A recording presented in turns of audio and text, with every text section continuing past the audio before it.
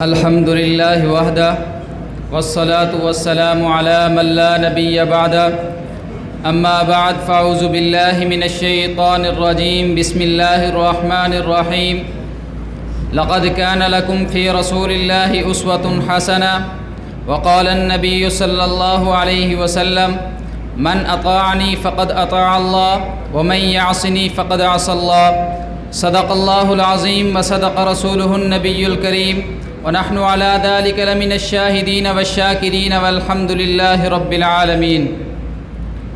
انتہائی واجب الاحترام اساتذہ کرام اور میرے ہم مکتب ہم مشن ساتھیوں، آج میں آپ حضرات کے سامنے عصمت انبیاء علیہم السلام کے حوالہ سے دو باتیں بیان کرنا چاہتا ہوں۔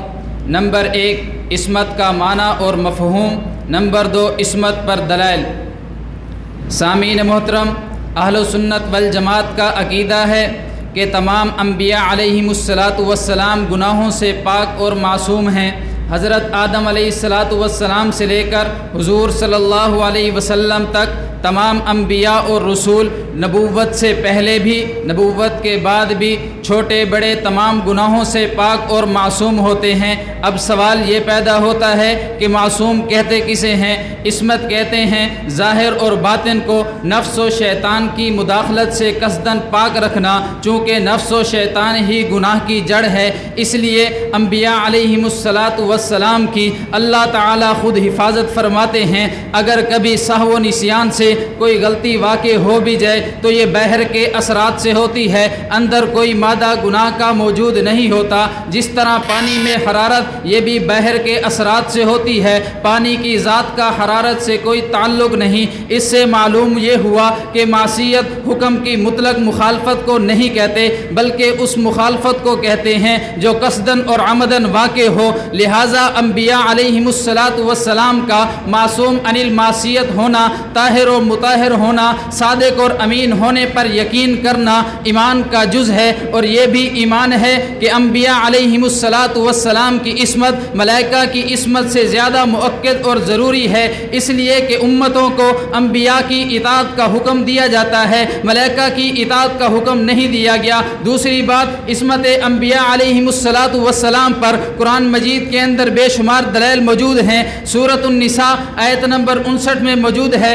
یا ایھا الذین آمنوا اطیعوا اللہ و اطیعوا الرسول۔ سورۃ النساء آیت نمبر 64 میں موجود ہے، وما ارسلنا من رسول الا لیطاع باذن اللہ۔ سورۃ النساء آیت نمبر 80 میں موجود ہے، من یطع الرسول فقد اطاع اللہ ومن تولی فما ارسلناک علیہم حفیظا۔ سورۃ الانفال آیت نمبر 1 میں موجود ہے، واطیعوا اللہ ورسولہ ان کنتم مؤمنین۔ سورۃ النور آیت نمبر 54 میں موجود ہے، وان تطیعوہ تہتدوا۔ سورۃ الاحزاب آیت نمبر 71 میں موجود ہے، ومن یطع اللہ ورسولہ فقد فاز فوزا عظیما۔ ان تمام دلائل سے معلوم ہوتا ہے، آیات سے معلوم ہوتا ہے کہ انبیاء علیہم السلام کی اطاعت کرنا علامت ایمان، فلاح و کامیابی کا سبب ہے۔ اگر کبھی انبیاء سے کوئی گناہ سرزد ہو جائے تو انبیاء امت کے لیے معیار فلاح و کامیابی کا سبب کیسے بن سکتے ہیں؟ جس طرح عصمت کا ثبوت قرآن مجید سے ملتا ہے، اسی طرح عصمت کا ثبوت احادیث نبویہ میں بھی موجود ہے۔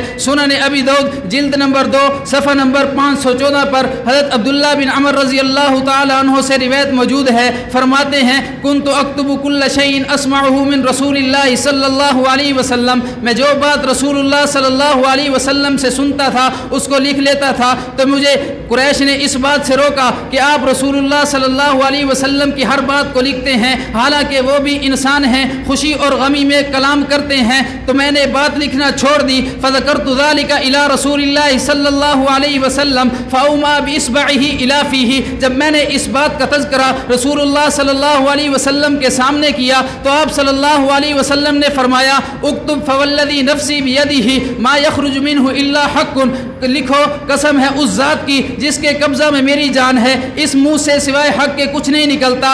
اس سے یہ معلوم ہوتا ہے کہ سب سے زیادہ گناہ زبان سے صادر ہوتے ہیں، تو جس ذات کی زبان قبضہ خدا میں ہو اس ذات बात से गुनाह का तसव्वुर कैसे किया जा सकता है। इसी तरह मुसन्नफ अब्दुर रज़ाक जिल्द नंबर 11 सफ़ा नंबर 236 पर हदीस मौजूद है। हज़रत कतादा रज़ी अल्लाह ताला अन्हु फरमाते हैं कि एक यहूदी रसूलुल्लाह सल्लल्लाहु अलैहि वसल्लम के पास कर्जा वसूल करने के लिए आया। आप सल्लल्लाहु अलैहि वसल्लम ने फरमाया मैंने कर्जा अदा कर दिया है। यहूदी ने कहा कि आपके पास कोई गवाह मौजूद है?